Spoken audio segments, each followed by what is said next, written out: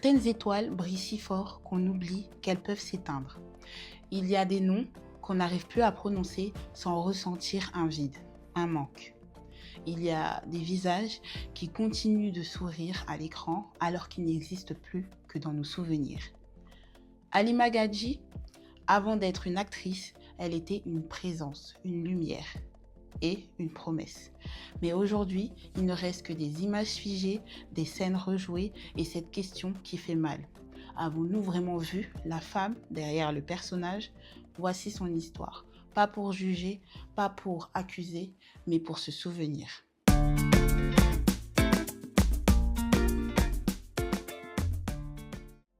Halima naît à Dakar, dans une ville de soleil, de bruit, de vie.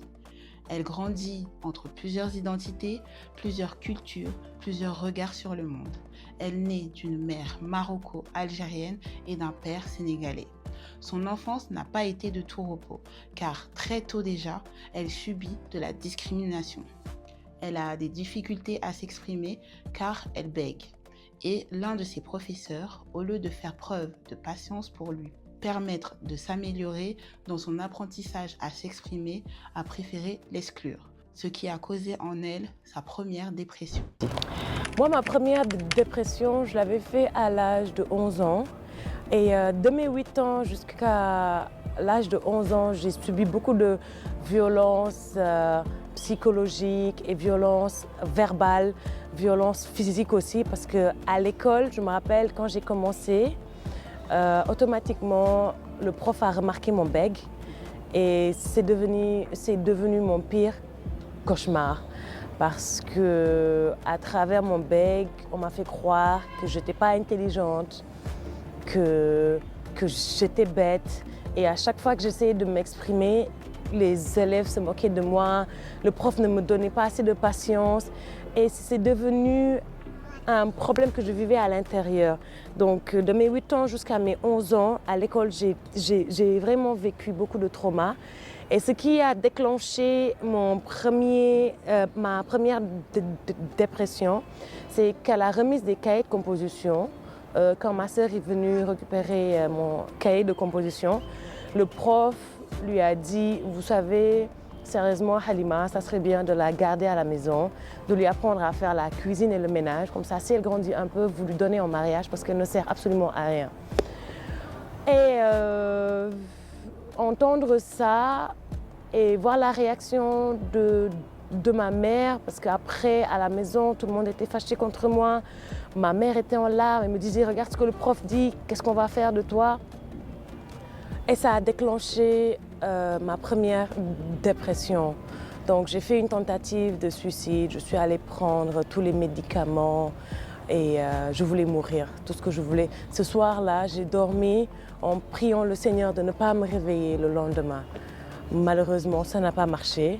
À 7 heures, heureusement que ça n'a pas marché. Oui, bon, heureusement aujourd'hui.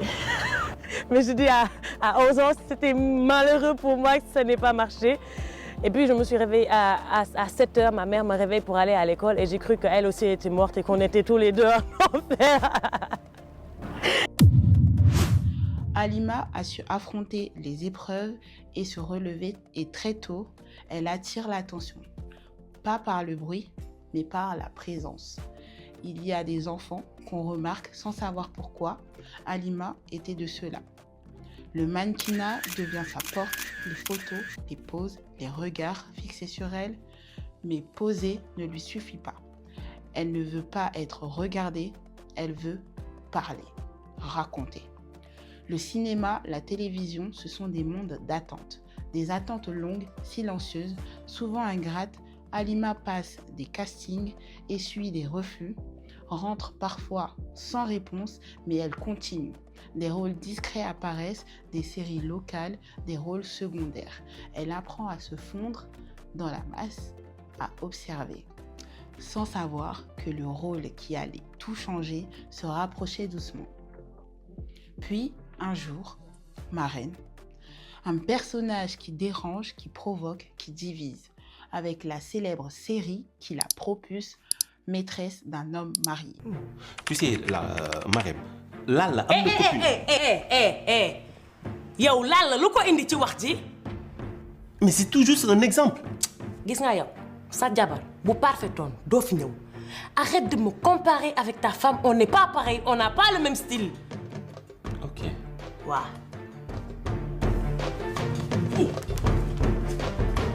Yow.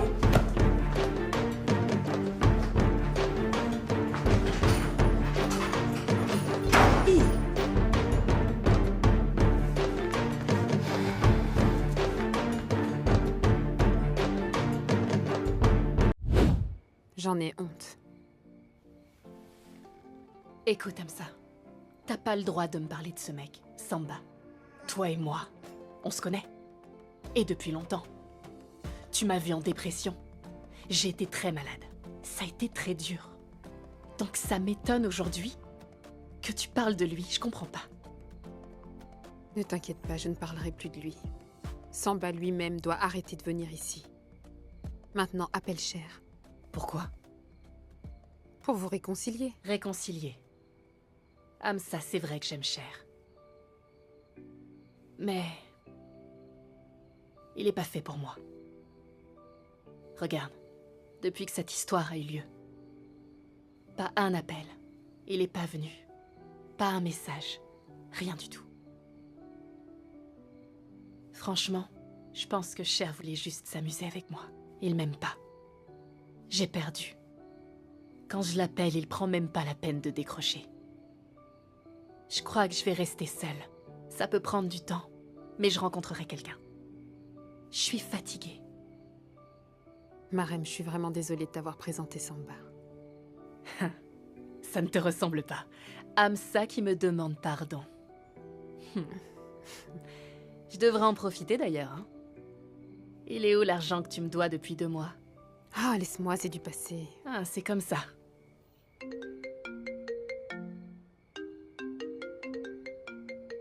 Regarde. C'est qui encore ça? Lala. Depuis ce matin, elle arrête pas de m'appeler, mais je décroche pas. Il y a un truc. Ouais, quelque chose de louche. Halima Gadji devient un phénomène. Les salons s'arrêtent, les discussions explosent, les réseaux sociaux s'enflamment.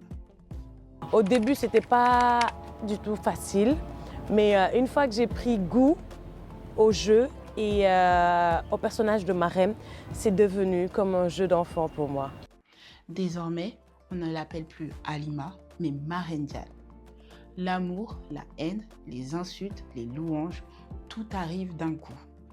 Mais derrière les projecteurs, il y a une vérité qu'on oublie souvent. Jouer un rôle, c'est parfois s'y perdre. Et Halima portera Marem comme on porte une seconde peau. La célébrité ne demande jamais si on est prêt avant de nous tomber dessus. Elle arrive et elle s'impose. On devient une personnalité publique du jour au lendemain. Chaque geste est scruté, chaque mot est analysé et chaque silence est suspect. Halima sourit encore, toujours, mais certains sourires sont des armures, une façade, une carapace pour ne pas montrer ses faiblesses. Par moments, on parle de fatigue, de maux de tête, de solitude. Mais dans ce monde, on préfère les artistes forts, jamais fragiles. Mais il y a des blessures qu'on cache par honte, par peur, par fatigue. Mais un jour, Halima ne supporte plus de garder tout ça pour elle. Alors, dans un souci de se libérer et de se sentir mieux, elle se met à parler. Pas pour provoquer, ni pour attirer l'attention sur elle, mais parce que parfois, se taire fait plus de ravages que parler. Elle révèle alors qu'elle a été victime d'un V. Une parole lourde, difficile, mais courageuse. Les signes de la dépression sont là, visibles, mais au lieu de l'aide, elle reçoit des moqueries, des doutes, des soupçons. On la traite d'instable, d'exagérée, on remet sa parole en question comme si la douleur devait être silencieuse pour être crédible. Je ne suis pas née malade. C'est la société qui m'a foutu cette maladie et c'est la même société qui me juge aujourd'hui.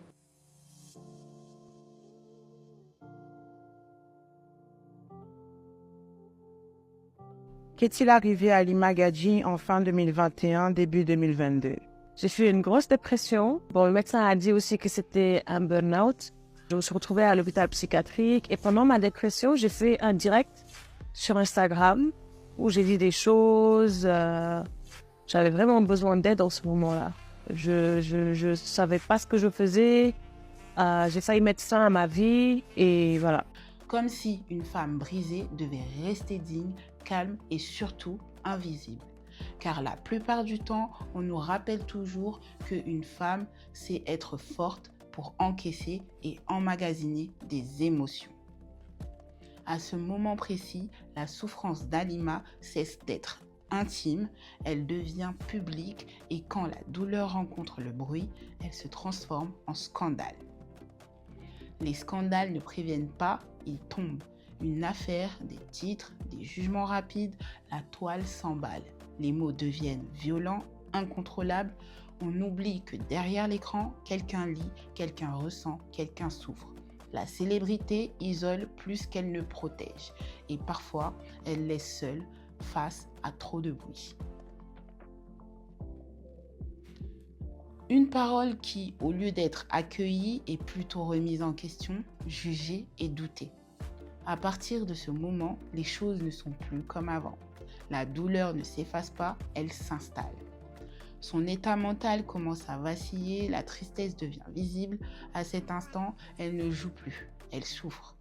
Mais le monde ne voit pas une femme blessée, il voit une célébrité fragile et parfois on confond la détresse avec la folie. Il y a des jours où tout semble normal, des sourires encore, puis un jour, le téléphone vibre. La nouvelle tombe. Halima n'est plus. Les mots manquent, le temps se fige. Et soudain, le monde réalise qu'une lumière s'est éteinte. Halima Gadji n'était pas parfaite, mais elle était humaine. Elle laisse derrière elle des scènes, des émotions, une absence lourde. Son histoire nous rappelle que le succès ne guérit pas la douleur et que l'écoute sauve parfois plus que les applaudissements.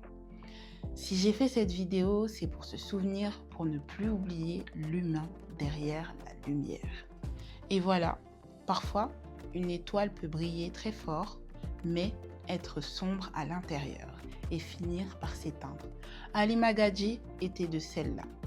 Elle a brillé de par son talent, mais les souvenirs du passé, l'incident qu'elle a eu avec ses collègues ont fait ressurgir en elle ce qu'elle a longtemps refoulé et cela l'a tuée à petit feu. Elle nous a apporté de la joie, de la bonne humeur, on se souviendra de la personne humaine qu'elle était et si cette vidéo vous a plu, n'hésitez pas à vous abonner, liker, partager, commenter et surtout activer la cloche de notification pour ne rien manquer de mes prochaines vidéos. Je vous fais de gros bisous et je vous dis à très vite pour une prochaine vidéo. Bye bye. La seule chose que je peux faire, c'est rappeler aux gens que la vie est importante. Chaque seconde que vous vivez dans votre vie est précieux. Partagez votre temps avec les gens que vous aimez, vos familles, même si vous les avez pas choisis.